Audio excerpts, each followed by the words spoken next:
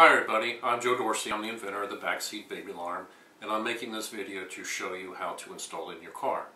So when you open up the box, you're going to find four things. First, you're going to find this 2-foot length of flexible tubing. That's to hide the wires. Then you're going to find a pack of 3 magnets, a strip of 5 pieces of electrical tape, and last but not least, the Backseat baby alarm unit itself. Besides what you find in the box, you're going to need 3 other things before you get started. First, you're going to need, of course, batteries. You're going to need 3 AA batteries, and as you recall from your waiver form that you signed, that you agreed to put in fresh brand name batteries, so please do so. You're going to need a little Phillips head screwdriver, of course, to unscrew the back panel and put the batteries in. Okay. And then last but not least are some alcohol swabs. I bought these at Walgreens. They're a couple bucks. These are to clean the surfaces of the car with, where you're going to be attaching all these things. If you've ever used any kind of peel and stick product, you know attaching to a good clean surface is imperative for long-term adhesion. And believe me, you might think your car is clean, it might even look really clean, but you're going to be shocked how dirty your alcohol pad looks once you're done wiping. So don't skip this step, please. It's very important, okay? So anyway, when you pull it out of your box, it looks like a mess, but I guarantee you by the time we're done, no one's even going to know what's in your car till they hear it. So first, before we go out to the car, let me give you an overview of what we're going to do before we get started. So altogether, you're going to be peeling and sticking or attaching 9 things. Okay. So first, we're going to have you sit in the back seat. You're going to attach the unit itself, and you're going to attach that to the center roof support column. You know, that's the column, by your left shoulder where your seatbelt comes out of. Okay. Then we're going to have you attach 3 things for the back door behind the driver. The first thing will be a sensor. That's that clear plastic rectangle at the end of the wire. That's going to go on the left edge of the roof support column. You're going to attach a magnet. That's going to go on the inside edge of the door itself and face the sensor. And finally, you're going to attach a sleep off switch, and that's going to go on the top panel of the back door, in the corner where when we used to have locks for doors. It's going to go up there on the top edge of the panel. Okay. Then we're going to shift you over to the other rear door, and I'm going to have you take these 2 big bundles of wire underneath the driver's seat, over the hump. We're going to tuck it in underneath the console and under the passenger seat, and bring it all the way over to the passenger side's rear door. And then you're going to repeat exactly what you just did for the first rear door behind the driver, namely put on the sensor, a magnet, and your sleep off switch. Okay. Then we'll move you to your driver's door, and there's just 2 things for the driver's door. First, we're going to have you attach a magnet to the bottom rim of the driver's door itself, and then have you attach a sensor to the door frame, basically below your seat, around where your seat controls are. Okay. So that's just an overview of the 9 things you're going to have you attach. Okay, to get you started, before we take you outside, the first thing we're going to have you do, of course, is put the batteries in, and you just unscrew the cover there and put in your 3 AA batteries. Okay, and then next, if you look at the bottom of the unit, where all the wires are coming out, you're going to see 2 wires coming out of the hole on the left and 3 coming out of the hole in the center. The 2 on the left will go to the back door. The 2 in the center that have the big bundles of wire will go to the other rear door. And the last wire with the smallest bundle, that will go to the driver's door. So to get started, we are going to put these 3 center hole wires into this tubing. If you look at the tubing, you'll see it's split down the middle. Actually, this is used for hiding and organizing stereo wires in your house. I just adopted it for my invention.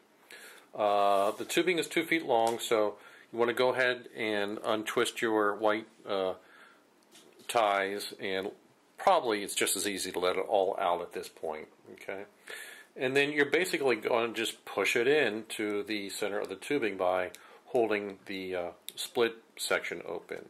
And I kind of found that the secret is just to get it started at the end. This, okay. Then hold down with the left index finger, and then push and split with the other finger. And just kind of move along the line there. And it's not really particularly difficult to do. It's not super easy, but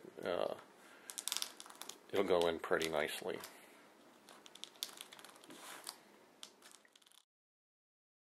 Okay, so the first thing you're going to want to probably do is just move your seats up so you have plenty of room to work here in the back seat. Then next thing you want to do is just lay out your 4 things you're going to need. Your magnets, your strip of 3 pieces of electrical tape, your unit itself with everything pre-attached, and then your alcohol swab. And like I said, this is pretty important. So we're going to go ahead and just wipe this down. Show you how dirty it looks. Pretty clean, but boy, once you start cleaning. And like I said, you're going to be attaching it to 9 places, and 4 of them are back here. So the first place, you're just going to want to clean this real good, your center roof support column right below where your seat belt is, because that's where we're going to be attaching the unit itself. Then especially on this edge here, because we're going to be attaching that little plastic sensor at the end, the clear plastic rectangle on the wires. Then you want to get the inside edge of your door, okay, real good. And then you want to do the top panel of your door also, because that's where you're going to be attaching your sleep and off switch, okay? So you can, I don't know if you can see this, but that picked up a lot of grime. You can see how black that is, okay? Alright, so we got everything ready. So let's get started. The first thing you're going to do is want to get your unit attached. And go ahead and take your pipe, put it behind your seat belt so it's out of the way, and then just kind of throw it up there towards the driver's seat. Now, as far as the position, it's somewhat important. As far as how far up or down, you want to get it as close as you can to your seat belt, but not so close that it interferes or you'll hit it with your finger. So I kind of grab my seatbelt like this typically. So I'm going to put it about here and give myself an inch or so for some padding. Now, as far as how back or forward on the center roof support column, depends on where your chair is. I came out earlier and had my chair in my normal position, which is actually all the way back. I'm 6 foot tall. And I found that, you know, someone was holding it for me and moving this as I was sitting there. I was kind of moving around with my shoulder and my forearm and things. Since I had my chair all the way back, I had to put it on the edge of the center roof support column here, okay? If you're shorter, you can move it forward. Just have someone play with it and tell you as you're sitting in your driver's seat. But I probably wouldn't go much forward than the center of the column, because someone might borrow your car who's taller than you and move the seat back, and you don't want them to knock it off or have it bother them. Okay, so it's pretty simple. Like I said, it's peel and stick. This is 3M hook and loop tape. There's 2 pieces already. I'm going to take off our cover here, or liner, and go ahead and just double check, and that looks about right to me. And you know this adhesive stuff, you're supposed to press it for 30 seconds or so. Now, you can actually pull this off. It's pretty tough stuff. It is reusable if for some reason you need to reposition it because it wasn't right the first time. All right. So our unit's on there good. I'm going to move the seat belt out of the way so you can kind of, doesn't block your view. All right, the next thing we're going to do is attach our read sensor. And this is for the back door. Like I said, the back door ones are the 2 wires coming out of the left hand hole on the bottom of the unit. And you're going to attach it on this inside edge of your center roof support column, okay, and down towards the bottom left-hand corner of your unit, okay. And you go ahead and push it in as far as you can. Now, my Camry has like a trim piece here, okay, so I can't go farther, and that trim piece is kind of round, so I wouldn't want to put it in there anyway. So I just put it on the end here. It's real simple. Again, I just peel off my liner. And this also is a type of hook and loop, so it can be detached later on.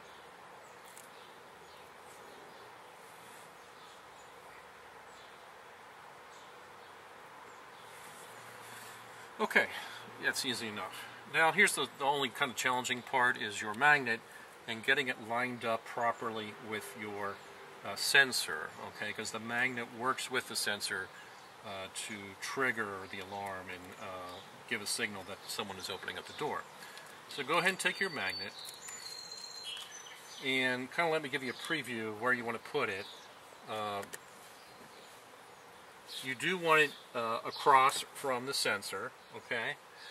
But as far as how high or low, you don't want it exactly lined up. You want it a little offset, and you want it a little above the read sensor. Or, yeah, excuse me, I take that back. You want it a little below the read sensor, okay? As far as how high or low, all right? So I'm kind of looking at it, and I'm talking about, when I say little overlap towards the bottom, maybe about the thickness of 3 nickels or something like that, or even a little bit more, about 1/4 inch is just fine. These magnets are extremely powerful.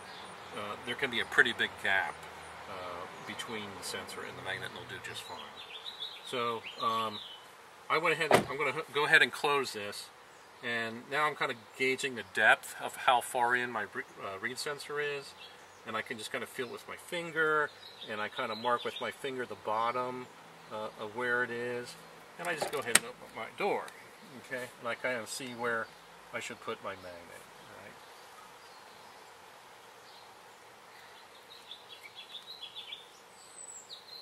So again, I kind of look at it again from the side and just lightly put it on. Don't put it on permanently yet. And yeah, it's just fun. You heard it. That's the initial on an active confirmation tone. All right. Sounds good. Looks good. Then to reinforce it, take one of your pieces of electrical tape that have been supplied. Peel that off. And by the way, this is also rated for outdoor usage. And this is to keep the water out or moisture, even though there's adhesive obviously on the other side. This is just to be safe, to make sure that magnet does not fall off. Okay. Now, the other thing you want to double check is that it doesn't trigger the read sensor or make a sound when you close it. If that's happening, that's an indication that your read sensor is up to, is down too low. Okay, so you can actually,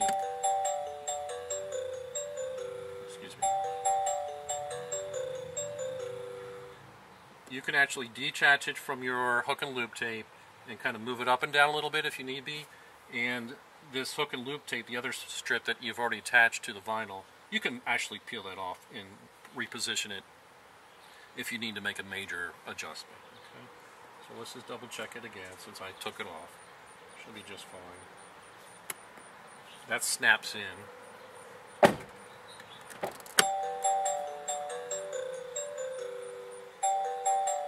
Yep, working just great. Okay. Next thing is your off sleep switch, and that has a piece of foam tape. I used foam tape because actually it's a kind of insulation as well as an adhesive, because your vinyl gets very, very hot. You know, if you think about it, you ever gotten on a hot summer day and you barely touch your steering wheel, so I wanted some kind of insulation so the switch wouldn't be directly on that hot surface. So again, it's peel and stick, so go ahead and untwist your tie here.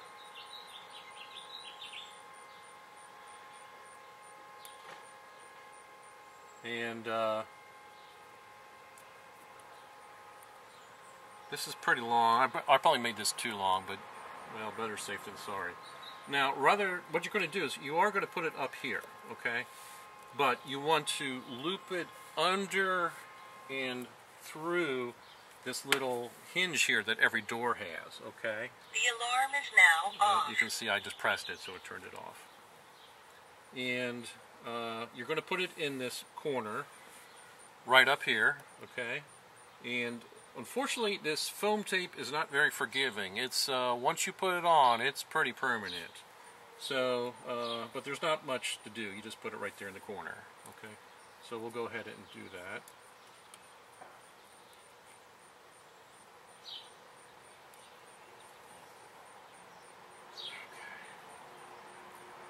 Alrighty.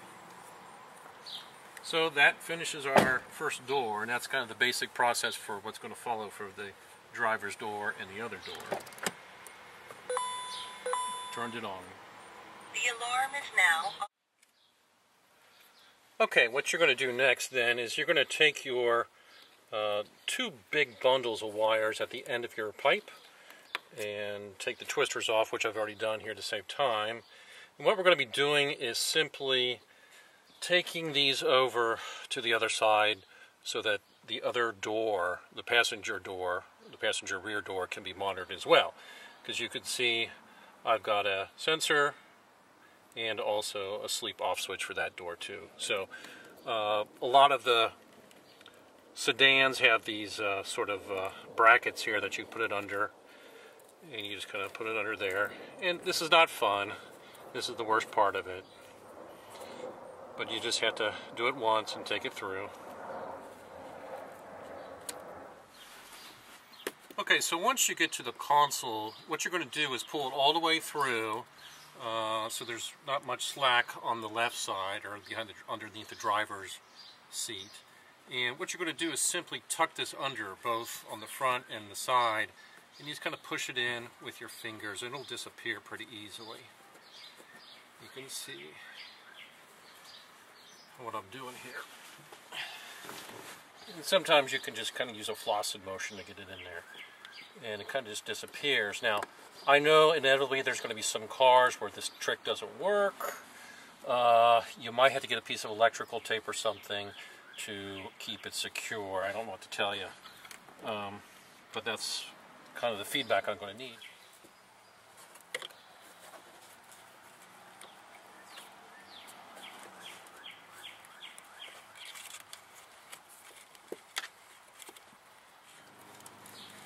Okay, so pull it all the way over, and I'm going to do exactly what I did before on the other door. I'm going to attach the three things. I'm going to attach my sensor, and I've already got my hook-and-loop tape here, so I can just put it on the edge. Then I'm going to take my magnet, and I'm going to attach it to the inside edge of the door, across from, but slightly below, the vertical height of the sensor. Okay, we'll do that later. And then lastly, you'll finish up by taking your off sleep switch, put it behind the little hinge, bring it up, and attach it up here. Now there's two things I forgot to mention about the sleep off switch. Number one, minivans. Obviously you can't attach it to the sliding door. You'll have a wire going across. But I know most of minivans nowadays have like a little button on the inside for the auto door to close and open. So that's where you're going to put it, where you're naturally used to reaching out and tapping something, okay? So just put it below that switch that's there already to close your automatic sliding door, all right, on the roof support column, okay? The other thing I forgot to mention is if you have excess wire, and you probably will, I gave you plenty of wire, you can tuck it in behind this rubber insulation or sound strip that's you can find on every door to keep it from swinging loose and things like that. You can see it's really loosely attached, this rubber strip. There's just like screws every 4 or 5 inches. So pull this up, just put it up there. You're going to have some excess wire, just, you know, pull it out and tuck it underneath the seat. And so then you're done. Okay, now in the case of the driver's door, you're going to be attaching two things. your magnet and your reed sensor. Your magnet's going to go on the bottom edge of the interior panel of the door. Put it as close in as you can on the edge. Again, you just peel off the liner, stick it on there, then put your strip of 3-inch electrical tape on it to protect it from the weather. One thing I should mention is when you're peeling off the electrical tape from the wax paper, do it from the inside edge, not from the end. Okay, it's much less likely to peel or peel the wax paper. Okay. Now, one important thing about the positioning of your driver's door sensor and its matching magnet, you want to keep it somewhere along here, like from this little curve up to here to this flat part. Basically, because you want to keep it underneath the level of your seat. You don't want it up here where you could rub it off or accidentally hit it with your elbow, your body, or your thigh as you're getting out. You want it below that so it's impossible for it to be hit by your feet or thigh or something like that. It's a little bit more difficult to line up. You have to do it sitting in the car. So you put your magnet on first, and then you just have to kind of look down there and kind of gas or mark it with your finger and put your first strip of clear hook and loop on there and hope it lines up. And again, the magnet in this case should be a little bit, I guess you would say, this wire below the reed sensor. Okay, again, you want to have a little overlap onto the black wire portion of your reed sensor. Alright, so that's pretty easy. So I think you just heard it go off, so you know it's working properly. And you'll notice that the speaker of the unit itself is now, when I get out like this, it's about 8 inches from my eardrum. And that's kind of key design in the sense that we had to balance parents' concerns about something loud enough to get their attention and make them notice it, but they didn't want something that's going to surprise and startle their baby every time, because remember, this is pretty close to your child also if the child's car seat is right behind you. So we came up with this idea of putting it as close to the eardrum of the driver as possible so they'll hear it, but we didn't have to make it super loud. It's kind of like a medium volume. It's actually louder than the typical chimes you hear going off when you leave your keys and things like that. So that was how we arrived at that sound volume, kind of a balance between the two.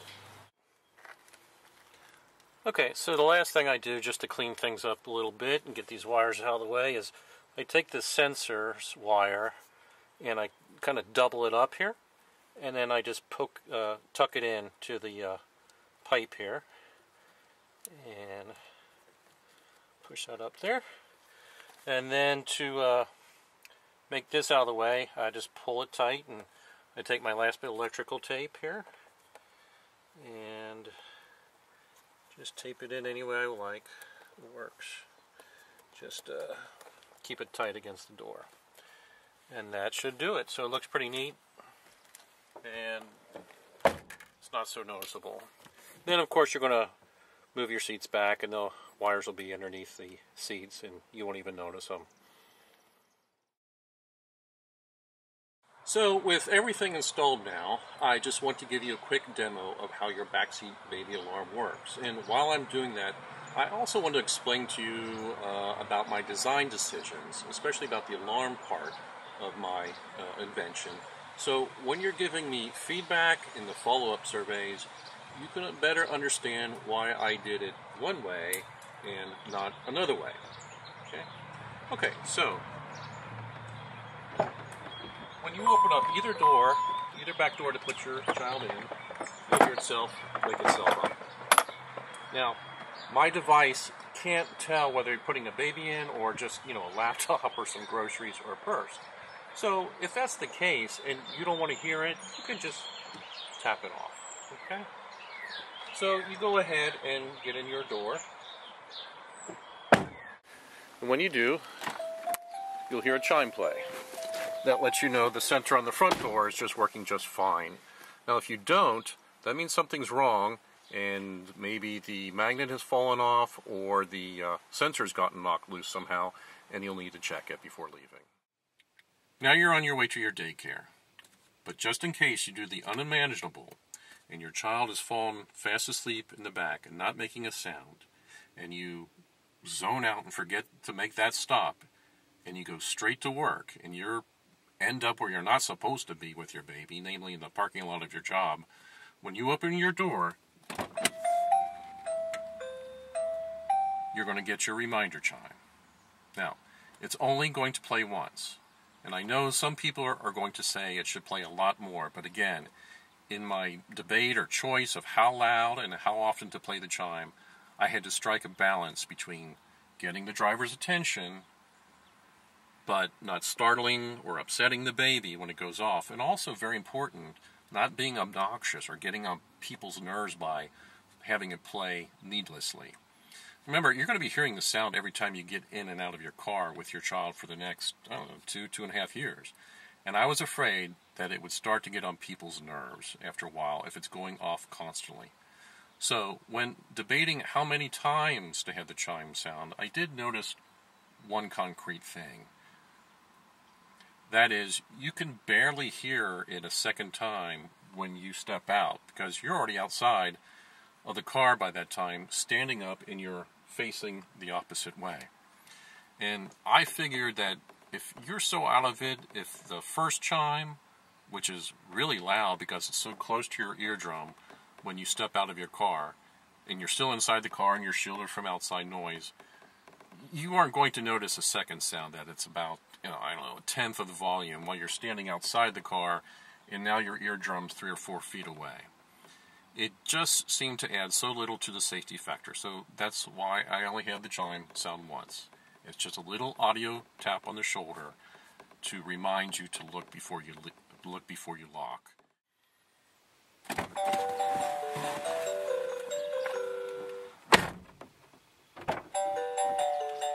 So you've heard the chime to remind you. You come back and do what you're supposed to. Open up the door to get your child out. The alarm is now To off. turn off the backseat baby alarm, you simply tap that sleep off switch, and it goes to sleep till the next time you use it.